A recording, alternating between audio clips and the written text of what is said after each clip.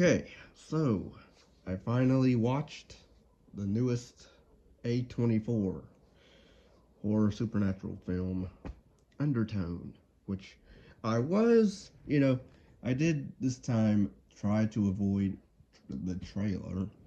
I only saw snippets of it where it's about a girl and a guy's podcast, and supernatural stuff happens when they listen to audio files throughout. Um, but yeah, that's the premise pretty much. Oh, and also the Evie character, the podcast girl, she cares for her mom who is diagnosed with some type of disease, but she's catatonic. She won't eat, won't uh, drink, and the movie likes to spend a lot of time either her doing the podcast a little bit, and then she goes upstairs to check on her mom, and she goes out for a while. We don't. This movie's a bit of a bottle film, which I don't know. I never knew what that term was until Cinema Snob used it. Technically, it's a one location film or episode of something. So it's all shot in one location, basically. Gorilla, if you want. WWE. So, but yeah, the lead girl Nina Kiri plays Evie, and it's directed and written by Ian Tuason, and this is his very first movie that he's written and directed. I will say the technical aspects, in terms of the movements of the camera, some camera stuff is really good. It's not a jump scare movie much, really. There's like maybe two dream sequences that are jump scary. But it's very built on tension. It's a very slow burn film. And the sound design is really good. I would say if you at least watch this with lights off, alone. If you have surround sound, definitely use that. Or headsets. But yeah, overall, I am mixed on the film. As much praise as I'm giving the film in terms of the sound design and the idea of a podcast. Cause this somebody mentioned this felt more like a short film, but it's stretched out to be full length, or it's a creepy pasta based off a creepy pasta story, or it could have been, which I kind of see it now,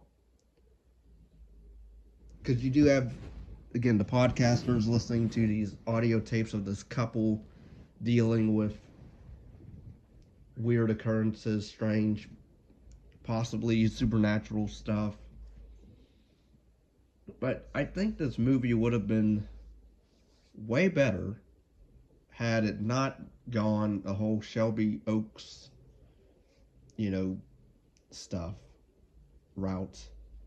And why I mean it, I would have to get into spoilers, so. But my thoughts on the film. I think the sound design is really good. The acting is well done by Nina Kiri. And even the guy that played Justin, who we never see, but his voice, he was fine. I can't say much about the mom because she doesn't say anything or do much of anything except act creepy in some scenes that Evie never really notices. But yeah, other than that, and production design is really decent. The camera works really good. So that is my thoughts on the film. It's aside from the ending and where it goes, I thought it was stupid and generic. But aside from that, I do recommend it. I would say it's slightly one of the better horror films of A24. I watched this over Hereditary and Midsummer, whatever it's called.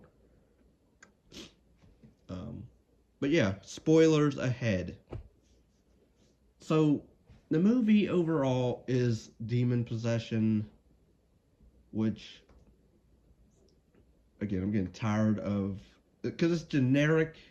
At the end of the day, when you have characters, oh, we say the name of the demon or we do something and it starts to haunt us, and then by the end, oh, I killed so and so killed me, and you know.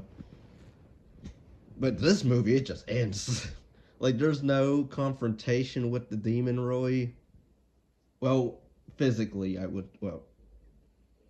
it's mostly sound. Like, we hear the demon's voice and all, and we get some that backstory of what's going on with the demon.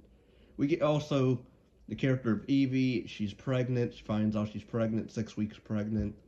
Decides not to tell the guy that she was dating because I guess he's not really a good guy. Um, she doesn't really, she also has a history with drinking, um, which then I'm like, but you're okay, whatever. Um, so then it's like, does she even want this baby? Because then it's like, well, I mean, if you don't want never mind. But and because this demon, all it does is it makes women lose their babies or takes the souls of babies and stuff. Is what we're told. And I guess if you listen to all these audio files, and the 10th one is what releases the demon, I guess,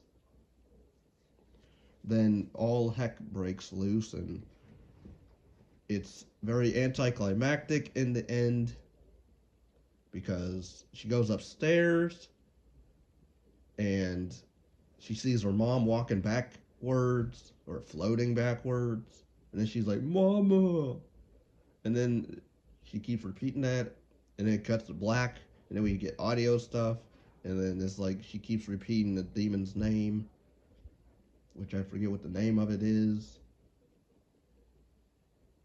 Um, so yeah, there's themes of motherhood in this as well, and religion and stuff. But also they talk about children's uh, songs, but if you play them backwards, there's creepy stuff going on, meaning in the words. But overall, it's a style. It has some style to it. The movie, I will say. Um, Again, I hate the ending because it's generic. I would have liked if it was more of a psychological film where you don't know if, well, by the end you would know this was all in her head, and maybe, she's getting too um, involved with these audio tapes, and it's starting to mess with her mind, and she's feeling more guilty over not caring much for her mom, or she drinks and medication mixes, and then maybe that makes her hallucinate some stuff, or I don't know, something like that could have been, but not the stupid. Oh, uh, you know, and then also the demon talks on the phone, like they call in into the podcast because yeah, so that was stupid. So this movie has me. I can't really. I would say mixed feelings, but it's like, again, I like the technical aspects to it. I like some of the concept of it. Um, I think this should have been just a short film and not full length because it's like the director did not know how to end the film exactly. Because again, it just ends. Um, with Evie screaming, and then possibly either killing her mom or her mom killing her, or somebody falls down the steps, I guess, and then they say the demon's name repeatedly. So it's generic, And that's what I meant when I said about Shelby Oaks. Because also, even in that movie, it was generic with the demon possession stuff. Um, which I thought, again, that lost footage stuff was interesting, more creepy to me than, the end game of what the climax. But, yeah, let me know in the comments what you guys think of this one. I know it seems the ending seems to be getting a lot of mixed feelings from people, so I'm not alone. But yeah, overall, if anybody's interested in paid request of movie reviews, commentaries, reaction videos, my thoughts on something, movies, shows, or watching a show or movie, let me know in the comment. Link down below as my PayPal in the description. Like, comment, subscribe, share. Also, make sure to hit the notification bell because sometimes YouTube seems to not notify people. But yeah, thanks for listening. Peace and love.